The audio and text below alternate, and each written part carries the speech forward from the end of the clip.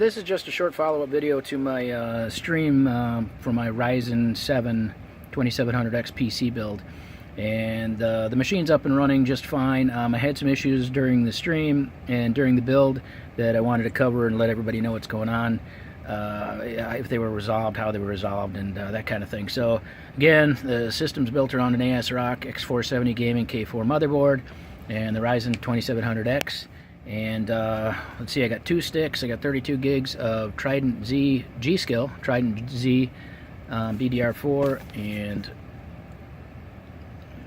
that's the numbers on them. And let's see, so during the stream somebody mentioned that I may have to run those sticks in slots 2 and 4. They're running in 1 and 3 and they're fine. They run in 2 and 4 as well. Not a big deal either way.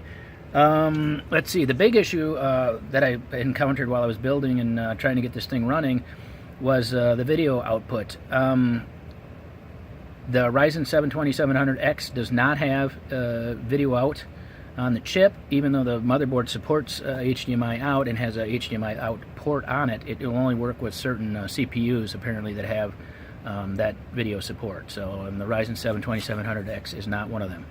So I put in a couple of older video cards, and my bench had a DVI monitor on it. So I was trying to run DVI cables from the computer here and from the video card on the computer to my monitor on the desk, and I was putting in older cards. I thought that might be the problem, so I ended up coming in and scavenging a GTX 1050 Ti card out of one of my other machines, bringing that out there, running the DVI cable, and still wasn't getting any video out. And I didn't really have an HDMI monitor available at the time, or at least so I thought, and then I suddenly realized my TV down my shop has an HDMI input. So I ended up running an HDMI cord from the 1050 Ti to the TV, and sure enough I had video out. So I don't know what the problem was outside of the fact that I got video out on HDMI, and that was about it. So the DVI ports were not working. Right now I'm actually running a display port to HDMI adapter on this 1060 Ti. But either way, that was the problem with the video out. For whatever reason, HDMI was the only video that was being output at the time. I don't know if I could have fixed that in the BIOS or what. Which reminds me, of course, of the BIOS. That was the other issue. It was being glitchy. It wasn't detecting the mouse in the BIOS when I was entering the BIOS screen, and I reset the CMOS a couple times just with the jumper, and that didn't do anything. I ended up finally pulling the battery and resetting the CMOS as well, and sure enough, that got me my mouse back in my BIOS. So if you're in the BIOS on a ASRock X470 Gaming K4 and you can't seem to have any control either with keyboard or mouse, try pulling the battery, the button battery on the motherboard, which is right there. Try pulling that and resetting the CMOS as well. Other than that, the error codes I was getting were flashing up on the Dr. Debug LED screen, and they really weren't anything. They were going away. I wasn't locking and stopping on any of those errors, so turns out those were really non-issues. Let's see, one of the problems that I had that I didn't solve and kind of gave up on, I was trying to run RAID 1 data drives, and I wanted to boot off an SSD.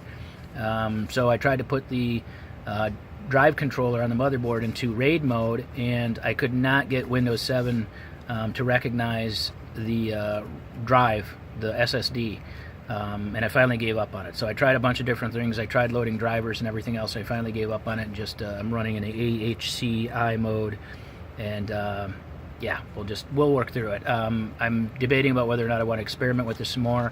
Right now I'm kind of inclined to say it's working fine as is, the way I've got it configured, and I'll just leave it alone.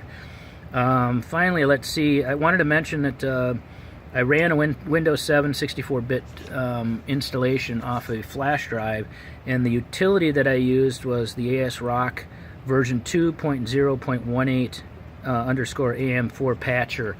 I couldn't get the newer version, I think is 2.0.19. I couldn't seem to get that to work on a Windows 7 machine when I was creating my bootable flash drive for the install. So I don't know if that's a problem or not, but if you're trying to use the latest version of their patcher for the motherboard for a Windows install, you might want to try using the older version. So I think that summarizes pretty much the issues that I had and what my fixes were for them. And like I said, outside of that, system's running just fine.